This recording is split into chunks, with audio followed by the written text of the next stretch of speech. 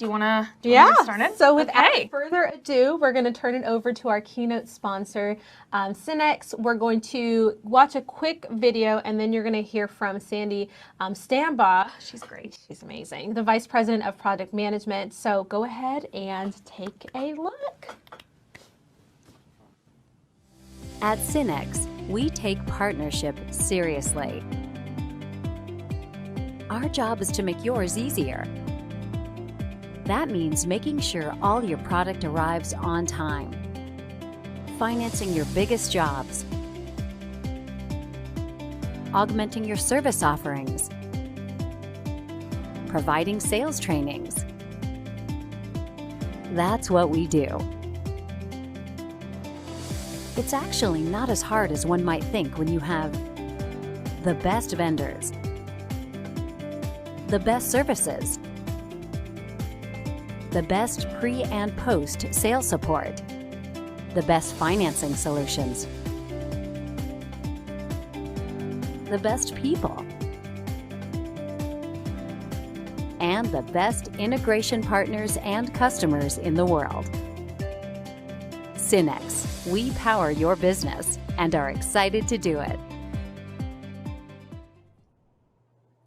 Welcome everyone to day 2 of the Design Conference. And thank you to Dave and Brian and to the entire teams at Avixa and Digital Signage Federation for coming together to present this conference, the conference on digital signage. And it's such an important time.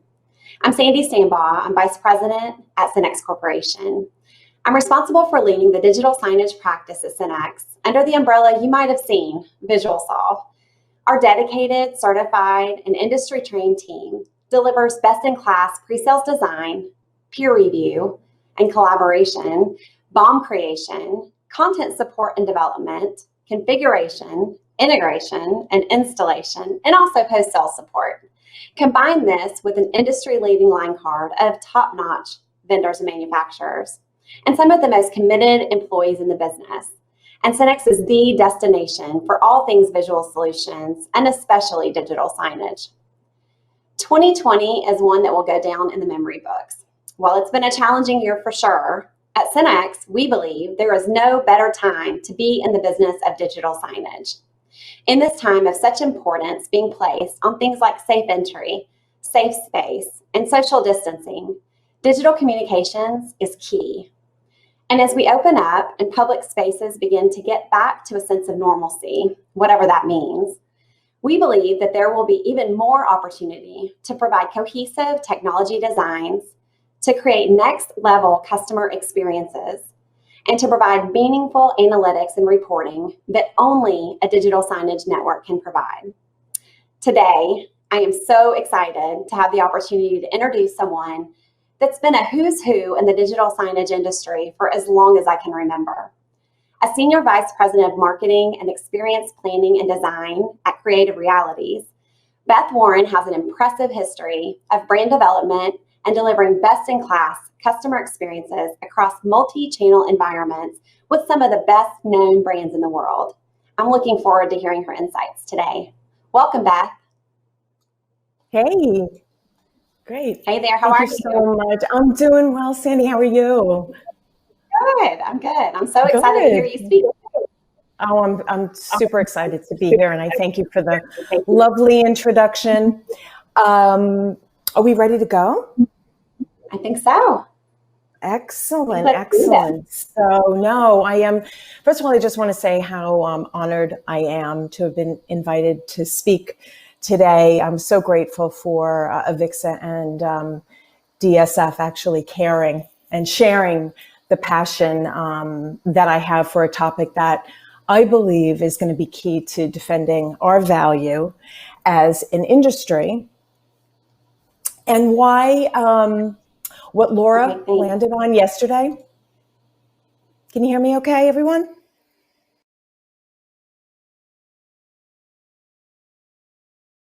Am I good? Good. Thank you. Sorry about that. There was a little bit of background noise.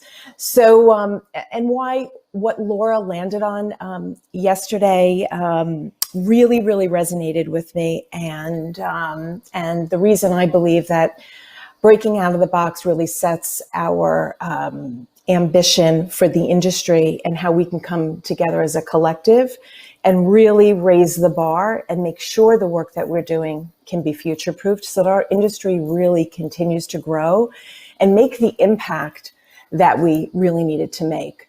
So that's why I'm here today. I'm going to talk a little bit about how to do that from a customer-centric, from a human-centric standpoint.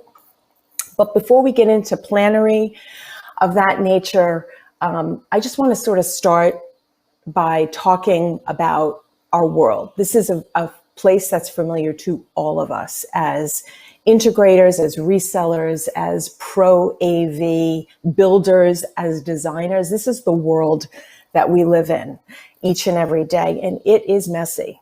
It is demanding, and it can be at times thankless.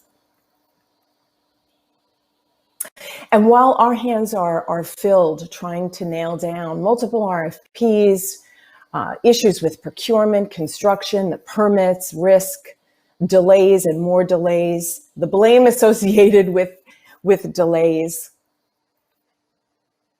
our clients' heads are down and they're worried about if they're spending their CapEx budget wisely, and if it's actually even going to pay out. And that's so important for us to key into. In particularly now with the pandemic and digital acceleration, anxieties around how to do digital integration has accelerated because habits that should have taken nearly a year to acquire are really now our new normal.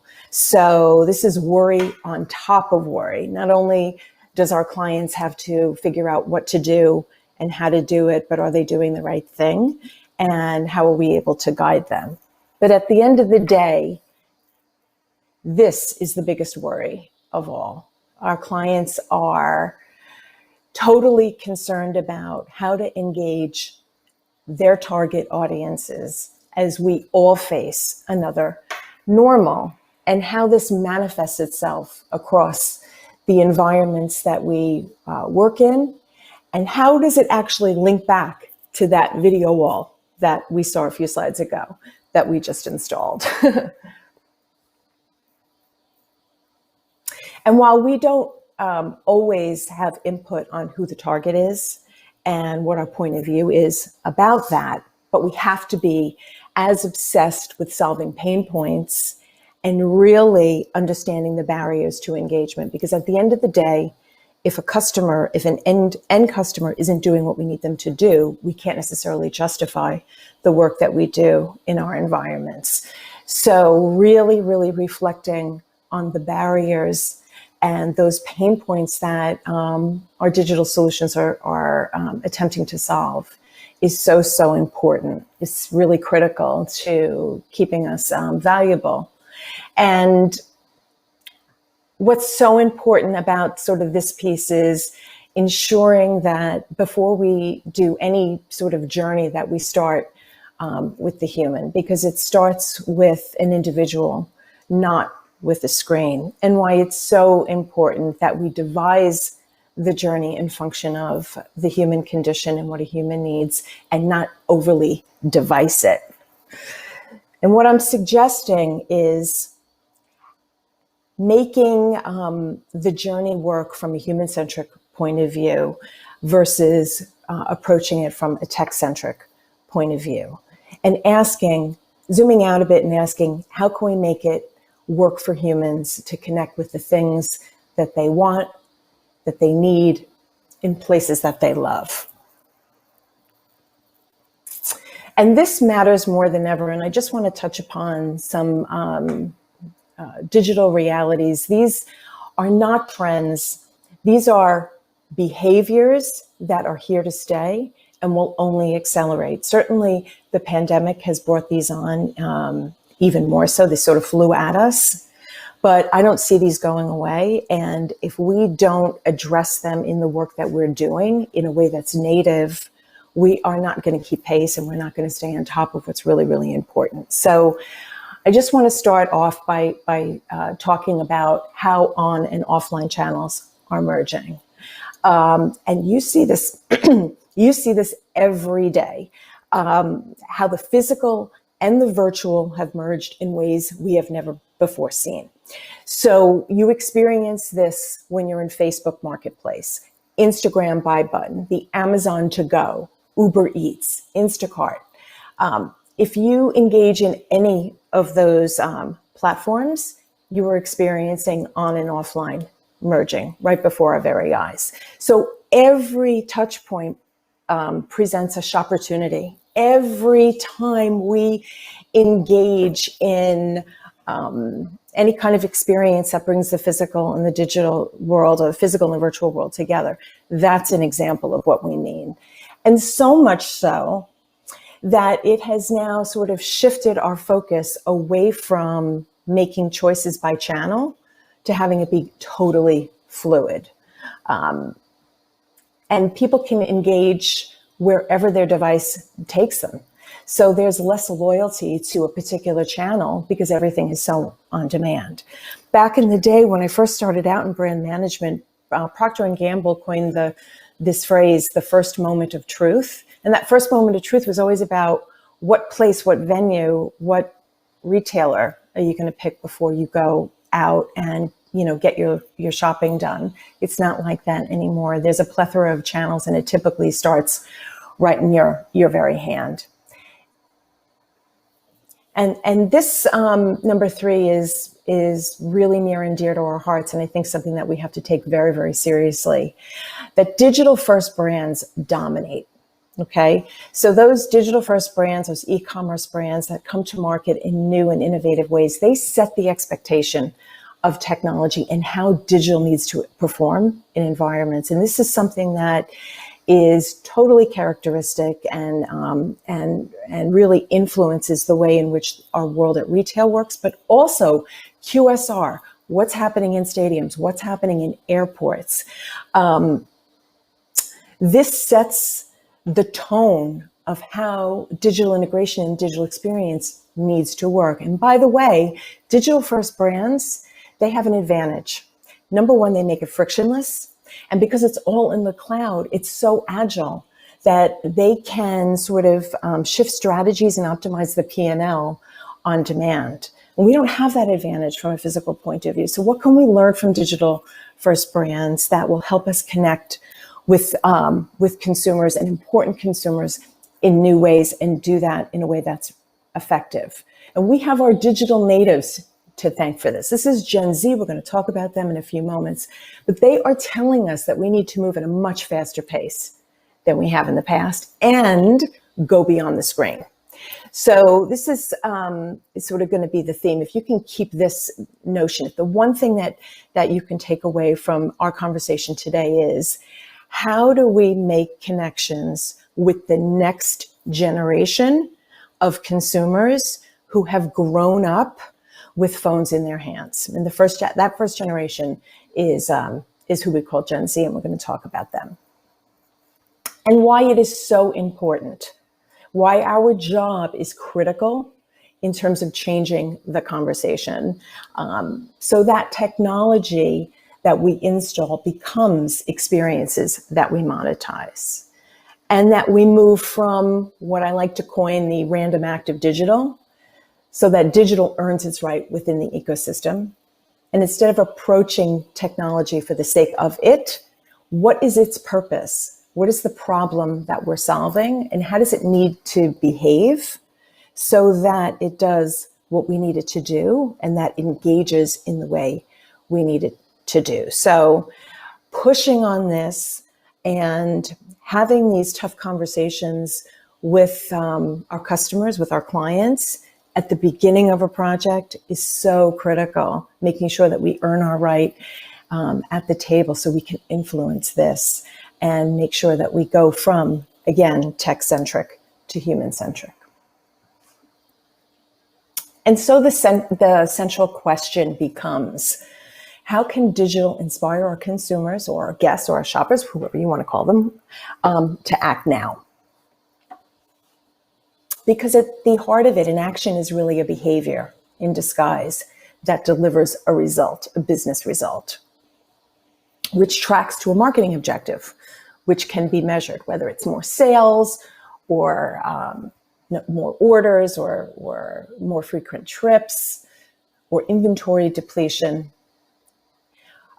When you have your eye on behavior and how that trips to or connects to an objective, that's really when we can connect the dots much more closely to the role of what we do and why we do it and how we can do it. And we can make that linear connection back to the purpose and justifying what we do digitally so that it earns its right on, in store and on our plans. By understanding the barriers or the pain points, that allows us to tap the behaviors that are most fertile for engaging consumers, and then being able to plot that across key zones where it really matters most in our environment. I like to use this, I call it the 4 Eyes. It's a great little planning tool. You'll have this in the handout. And it's a great way to think, even if you're just sort of like working with these kinds of concepts for the first time in your projects, you can kind of take a step back and use this as a blueprint to think about, do I need to make impact? Where do I need to make it? How do I disrupt patterns? How can I inform and guide my consumers or the people who are visiting on site to where we want them to go? How can I inspire them? How do I make that shelf come to life? And how do we initiate conversations that are worth continuing? And how do we get our target to really want to talk with us and to keep that conversation going long after they leave? Which is why leading with 21st century language is so critical, so that we're speaking the parlance that our marketers speak, going from the right message to the content and culture, from right place to channel, from the right time to context, and from the right audience to community. So it's why in the abstract, in the description of this session today, why I was joking, sort of a little pun of a C comes before D. So the C's come always before the D in design: content, culture, channel, context, and community, because these will unlock the reasons why we would make the recommendations we do in tech design. So I hope that makes sense so far. So we're going to take a moment and talk about, this is like my favorite subject, talking about Gen Z. We don't know a ton about them because we've always been so millennial focused, but they are the first true digital natives. They're born between 1996 and 2010. They represent 72 million people in our country. This is a population that is the largest segment in our history. And they will have a massive impact on consumption. And they have a definitive role in driving technology in the context of consumption, and why it's so important for us to understand who they are and how to make meaningful connections with them. And I want to talk about what they value because it really drives how they behave, and it gives us clues as to how we need to connect with them in ways that maybe we haven't quite thought of, or we haven't really unpacked or really thought about from a strategic way. And we can use this as a lens through which design, technology, and content can really make much more of an impact than perhaps it has in the past. So let's start by talking about what's really important to them. First of all, this audience is much less acquisitive and much more inquisitive. So what does that mean? Acquiring knowledge is going to be way more important to this audience than things. They are a generation of learners. They access information, they can cross-reference, and they develop a point of view very, very quickly because they're so fluent in tech, and it's an enabler for this group. And that's how they kind of keep us honest too, because they can fact check very, very easily. Experience and access is more important than ownership. And this is a big idea. This is a big concept. And I think we'll explain some of the trends that we see, from vintage clothing to online learning to subscriptions and things like TikTok and community hubs. They are pragmatists and realists at heart, and they're very, very comfortable browsing, renting, subscribing, and recycling. Those types of things are really important because at the end of the day, this audience is really looking for authenticity. And experiencing authenticity is as important as being able to access it. So something to really keep in mind. They are radically inclusive. Okay, they're not a binary group. Their individuality is sacrosanct for them, and they embrace diversity more so than any group that has come before them. Since they are the most diverse group in U.S. history, they recognize it, they celebrate it, and they want to be recognized as an individual, not a collective. So things like personalization are going to be more important in the work that we do in our integration than ever. So that's going to be an important fact that we have to address as a group and keep in mind. Peer trust is an attribute of this segment, clearly, but what differentiates them from the generation before, which is the millennials, is that they seek out those who are in the know, so key influencers, more so than clinging to the hive mentality. And I like that because it sort of sets this generation apart. You know, they're about finding the experts and being able to really follow them and learn from them versus, oh my goodness, what does my group think? So social proof from that perspective is going to really play well in the work that we do when we're meant to engage them. And of course, it's always going to weigh more than what brands have to say, than what government has to say, than what authority has to say. So we can play to that strength. We can play to that a little bit more strongly than perhaps we've seen in the work that we're doing in stores and in different environments. And we'll talk about that in a little later on. Since these folks are real activists at heart, transparency for this group, it takes on a real new meaning, a whole new meaning, and it's fundamental in driving trust, especially when it comes for big brands. So this group is going to hold us accountable. They're going to hold our clients accountable. They're going to ask, is it sustainable? Are your practices ethical? Where has it been sourced? What's the impact on the planet? Because they are socially responsible. And I'm going to tell you, this is the generation that's going to save us as we age because they're committed to saving the planet. It's really important to them. So the degree that we can address this in the way in which we develop content, in the way in which we help our brands go to market, it's just going to be a real opportunity for us to another mode of connection that is authentic. But I think the best news of all is that Gen Z loves brick and mortar. In studies that were done by McKinsey, 67% prefer the physical experience. It's just where self-expression can happen, and they seek out unique spaces and places that they can relate to. So the degree that we can use digital to help differentiate, it's going to be really important to sort of springboarding us to another level and really raising the bar. And it's our responsibility to figure out that interplay between the physical and the virtual, to hold their attention and to echo their values in a way that is relevant and meaningful. And I just threw this next slide in. I just thought it was terrific because you can take a real look back between the cohorts in our country right now, from the boomers to the Gen X to Gen Y, or also known as millennials, to Gen Z, and really focus in on the behaviors and the consumption patterns that are characteristic of these important segments, with Gen Z being the biggest we'll have ever seen in U.S. history again. So the last part of our conversation is about things that we can do now.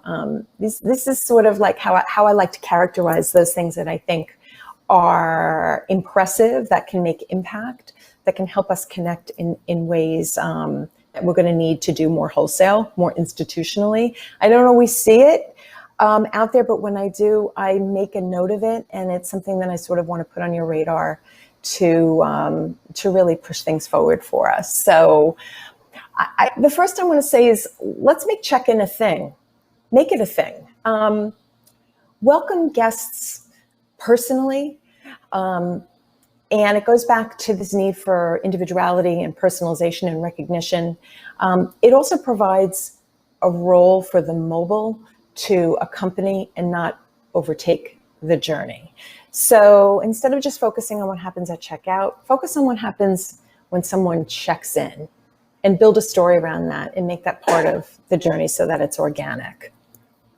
It also gives the sales associate something really important to do right when someone walks through the door. The next thing is, you'll think this is obvious, but it isn't so obvious, but bring social in store. Go from social media to social selling. It's a mode of self-expression. It brings community together, and it provides an endless font for content. And this is something we can do right now. And big brands like Under Armour have done it really well. But I'd like to see a little bit more of this. So I think we have an opportunity to push it.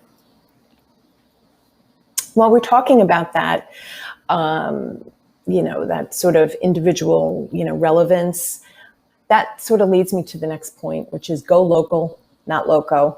And that's just a reminder that reflecting things of the local community is really, really important. It just makes the experience way more intimate, reflecting things like local inventory, local events, things that are happening in the community that you serve is going to be another important way to make relevant connections with this important target that's coming in. It also builds trust too, because you're standing for something. And if you're standing for something, your audience will be able to not only respect that, but be able to relate to it in new ways. And instead of speccing that next video wall, think about how you can create some digital dissonance. And what I mean by that is mixing large scale and human scale, combining physical and digital, glorifying product, and then the storytelling around it that makes it come to life. And just a little shout out here to the QR code, because I think it's coming back. And how can we use that to our advantage to help people, put information in their hands so that they can take with them. So think about dissonance, because it really does break patterns and creates an element of surprise. Which brings me to the next opportunity as we try to break out of the the rectangle, get my shapes in order, as we try to break out of the rectangle, is how do we use simple technology in new ways? These are my two favorite examples of late. How do we use sensors and triggers that make sense and just allow us to just create a little learning experience? Simple things like lift and learns just really drive engagement and provide a little bit of surprise, and sort of makes this whole notion of discovery a little bit more fun, and something that you want to expect, you tend to lean into. We often hear about, hey, why don't we just bring the world of online in the store? And I struggle with that because, number one, why duplicate or replicate something that you can do in your hand when you're home? What is the purpose and what's really the meaning of that? But going from e-com to what I call s-com or shop-com does make sense. So how can we go beyond just bringing a website in? How do we adapt it so that it becomes a way to be able to enhance the experience and be able to create perhaps a more effective sales associate tool so that we can serve up what else? And that's important, because you don't really want folks having a DIY experience. When they're coming to brick and mortar, they're coming because they want to touch and feel and because they want to get that level of service.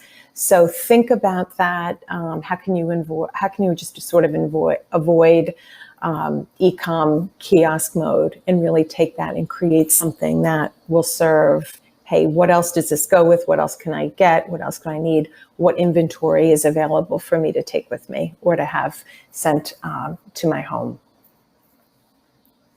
Take checkout personally, and give the consumer, the shopper, your guest, a reason to feel recognized, feel appreciated, feel thanked. And to want to continue the conversation and to encourage them to return. There's a few brands that do this really, really well. And I don't see enough of this where when I go out, I take my receipt or I have my receipt sent to me. And then when I open my phone, if I'm thanked for that, and if it connects me to some of the stuff that I looked at in store that I might want to come back for later on, or perhaps buy when I'm off site, or share or socialize, I think this is the key to making sure that connections that we build with our target are real, they're relevant, and they're actually of value. So having said all that, I want to leave us with a little bit of tough love. I was talking to clients every single day. I see lots of things that repeat them. There's a lot of recurring themes in the questions that I'm asked, and I'm summarizing them with these top 6. Okay, number 1, solve the barrier and the pain point, and if it doesn't drive a behavior, rethink it. And that's really important for us to square with. Don't replicate what can be done at home. Make it so that it works within the environment and will help lead somebody to complete behavior or complete an action. Give mobile a purpose. It has a purpose all the time anyway. So don't have it take over the journey. You want to have it work with the journey. So think through the role of mobile and be able to lean in on that. Resist the Swiss Army knife. So what do I mean by that? Keep functionality simple. Don't have one thing do 5. Have one thing do it simply. And be prepared to set KPIs and to measure, because what's measured has meaning and proves value for the next project, and also connects the dots, improves our worth. That the time that we take to make meaningful connections by understanding the target and what's important to them and the values that they have, and we reflect that back to us, then that makes the entire ecosystem more connected, more intelligent, and certainly more impactful. And Laura Davis Taylor and I were talking about coming back in the next virtual summit and talking about some measurement practices against this, so that we can then begin to educate us even more about the analytics piece and getting that right. So that's my wrap up for today, and I hope this was of value and was helpful. There's a bonus slide after this one for those who are going to take a look at this a little later on. And feel free to incorporate this in the work that you're doing. So thank you. Hey, Beth, this is Gary Kay. How are you doing? Hello, Gary. Hey, if you remember, we're going to do a little bit of Q&A here. I got a couple of questions for you. Are you still up for that? Sure. I'm very up for it. Good. Yep, bring them on. So one of the things, first off, I loved your presentation. And while you're delivering the presentation, this is what it reminded me of. And I know this is going to be a crazy analogy, but this is my analogy. Back in 2010, Steve Jobs stood in front of everybody and introduced the iPad. And he was, and everyone looked at it at that time and was like, why do we need this? Or why are you showing us this? This looks like a big iPhone that doesn't take phone calls. All of a sudden, it outsold within 5 years, started outselling laptops and became one of the biggest selling computers, even though it was a tablet, of all time. And it created an entire industry. Your presentation reminds me of that. I know that's a crazy analogy, but here's why. A lot of people that are on here today may not realize why they need to know this information. They may be listening to it saying, I'm not selling retail. I'm not going after the digital signage retail market. And all of a sudden, they're going to be in a meeting months from now, a year from now, and they're going to remember what you just talked about, Gen Z and how they're different than millennials, and millennials are how they're different from my age group and your age groups. And then they're also going to remember some of the user interface and UX and CX experience things. And then it's going to put things together. What I see is a merging of digital signage, which right now is mostly in experiential advertising, and AV, and it's been rapidly accelerated because of COVID-19, as I mentioned yesterday to Laura. So what I would like to add, and some of the questions that are coming in are similar to this, is where's the low-hanging fruit? Like, what segments of the market should we go after? What segments of the market in terms of verticals that we should go after? Yeah, Wow. Okay. Yeah, vertical. Well, verticals. So is that my understanding the question? Yes. Okay, Yes, cool. verticals. So QSR number one. That's such a big one. It's because food and beverage is it's recession proof. There's some friction in it. Okay. So any place where we can remove friction and use technology to get something in someone's hands, I think is low hanging fruit. Retail, absolutely. Hospitality is another one that I think that this can really help with and revive hospitality. That's an important one. In addition to retail, remember, retail is only the example. The examples that I talked about in retail can really apply to any of these verticals, and I hope that rings true. So in the case of hospitality, that I think is a great crossover market between commercial AV and signage, because we're doing a lot of work in hospitality in obviously hospitals and hotels and services businesses that'll come back quickly. It's going to be more than just directional signage, right? What are the opportunities? Like what kind of things, if I'm an AV integrator and I want to go after that segment of the market with signage, what should I lead with? Well, I think we have to figure out, or do I lead with something else? Well, as Laura said yesterday, follow the pain point. I think that we have to address the impacts of COVID and make people feel confident and safe before they're going to want to go any place and spend time in an environment. So that's first and foremost. The second thing I think we need to do that I want to see more profoundly solved for is the interaction between the mobile and the sign. Because if we can connect those two so that they work, more diligently and more, in a way that's more considered, I think that will help as well.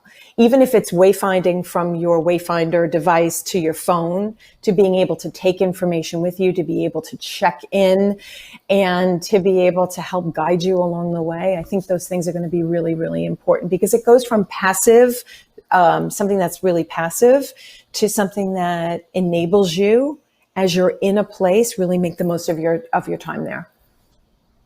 You in your wrap up said resist the Swiss Army knife. Okay. And then followed it up with keep functionality simple. Now, the irony of that statement to me is most of the companies that have all these all-in-one solutions, like, for example, display companies that have media players and everything built in, they're promoting them to be simple solutions.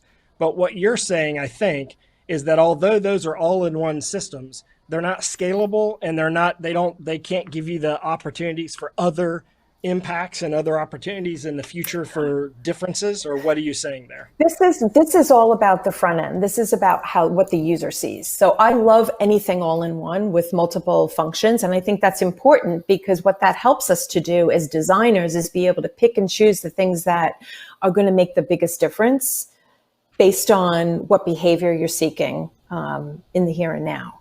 So what I mean by that is, if you're looking at an interactive experience, have it do one thing and do it really well. Have it help me make a decision. Have it, show me the fits. Tell me what this goes with. Allow me to order. Just present the buy button to me. Does that make sense?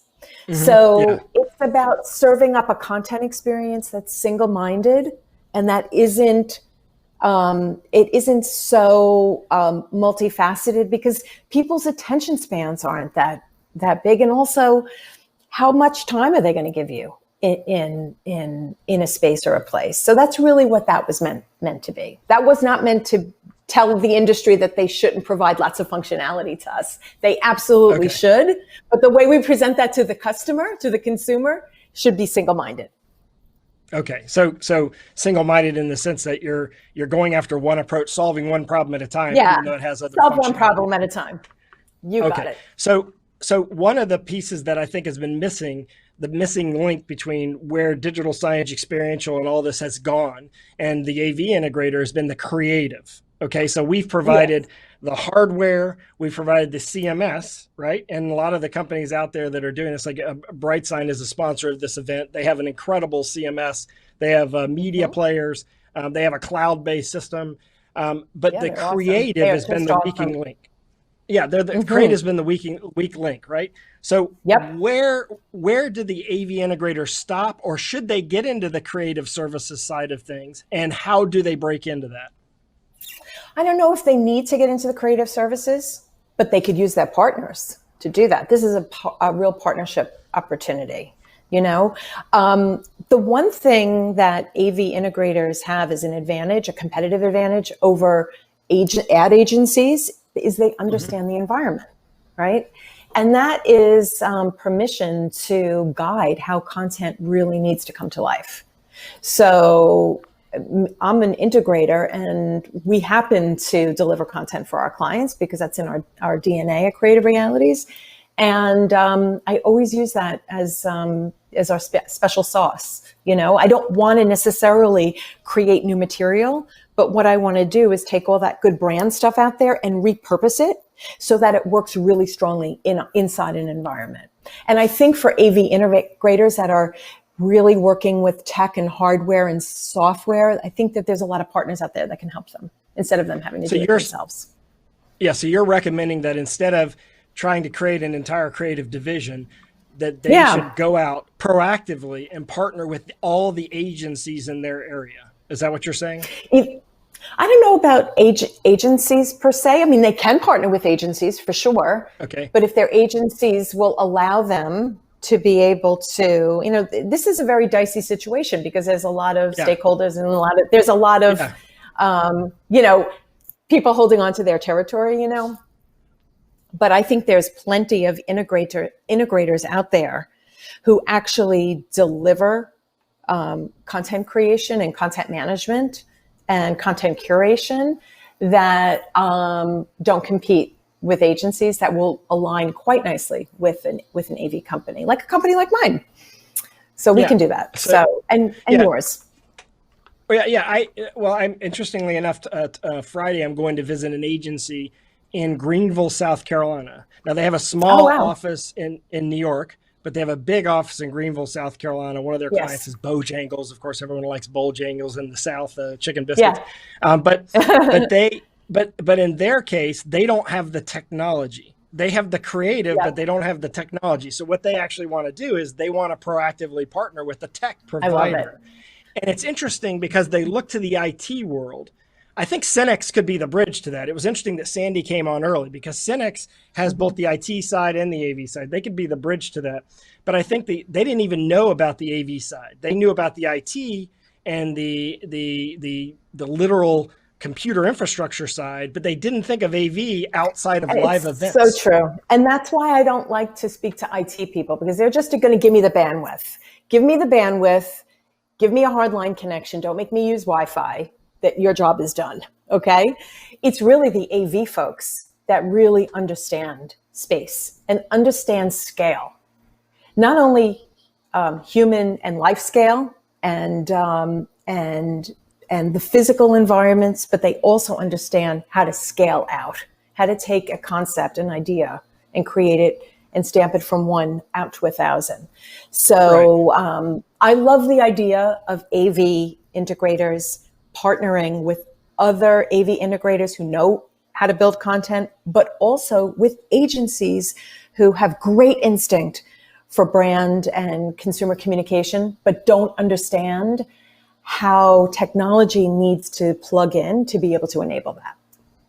Yeah, in fact, I spoke at an agency event not too many months ago, where one of the keynote speaker at the event actually made an interesting observation. He said he thought in 2021 that the future of the agency is they're going to have to become tech providers, because they're getting asked a lot of tech questions, and they're getting asked, it's not stopping at the user experience. It's stopping at, it's continuing beyond the first CTA into the full user experience. So they're becoming tech providers as well, and they don't want to have their own software AV integration company. No, I think I agree with you, but no, I agree with you. And I think it's going to be about software for them. because they're creating platforms that engage on some level and connect to a back end. So agencies are going to have to be very software savvy. The last thing we need is agencies to be doing more hardware, because that's kind of really outside their wheelhouse. But production and development is right inside their wheelhouse. And instead of creating 30-second television commercials, they're going to be creating software platforms and creating products, because products are going to be more software experiential than we've ever seen before. So I do think the agencies are going to have to get savvy about that. Yeah, and I mean, that's proven out on the consumer side, where agencies are having to produce content for social media, where they were doing it all in the commercials side of things. The fact of the matter is, if you look at digital advertising, it's almost half of all total worldwide global ad spend, whereas 5 years ago it wasn't even 10%. Well, I have a little sort of bit of a consternation. I don't square entirely with digital advertising, because the work that we do as an industry has to be contextual and has to have content that makes sense inside the space that you're in. So I struggle with the word advertising and monetization through ad revenue models as it relates to bringing content into spaces. So I invite the audience to think through what that actually really means. And in the cases of airports, I get it. Okay. In big arenas, I get it. But in other spaces that are commercially oriented, where every word counts, every communication piece needs to earn its right, I just truly believe that content and context override putting ads in a place that don't necessarily contribute to behaviors in the here and now. Yeah. It's interesting that your session perfectly moves into the next session. The next session is about selecting the right media player. And instead of doing that as one person presenting how media players work, we actually put together a panel of 3 people that have been in the digital signage industry for, if you combine their years, 45 years. One of them came from an interior design background and a design background. One has been at a manufacturer the whole time. The other one's been in both the integrator and the manufacturer side.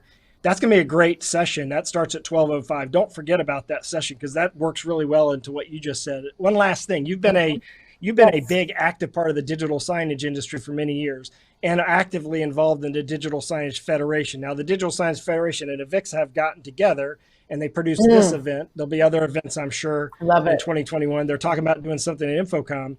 If I'm a beginner, let's say I'm on this today and I love digital signage, but I'm a beginner, where should I start? Should I start with the DSF education, the certification that they have there? Should I start with jumping right into the case studies and learning about it through the case studies? For example, we have case studies at the end of the day today. Where would be what would you say the first thing they should do outside of today? I think you should definitely be a member, for sure, of both of the DSF and AVIXA, because we each have a different point of view, but they're both really important. We come at it a little bit differently, but we kind of balance one another and support one another. So I think that is really important. And what I encourage our organizations to do is to continue pushing design thinking, because at the end of the day, the reason why we're in this business and the reason why we're doing what we're doing is because we're moving. We're inspiring consumers. That's the point. So understanding the technical piece is one thing, but we're going to really, I think, be much better enabled to talk about how consumers respond to the work that we do and how that proves our value. Yeah, I agree with you. So definitely start there. Yeah, and I totally agree with you. The DSF education and AVIXA's education for years has been the key to the industry in both sides. And I think not leading with the hardware and leading with the experience was great advice from both you and Laura. We have a lot more to cover. This was just the very beginning of a long 8-hour day, but it's going to go by so quick because the content is so awesome. And I'm excited that you're here. Participate, network with your friends below. We're taking it back to the studio, and the 2 ladies in the studio, you own the day. Thank you. Thanks, Gary. Thank you.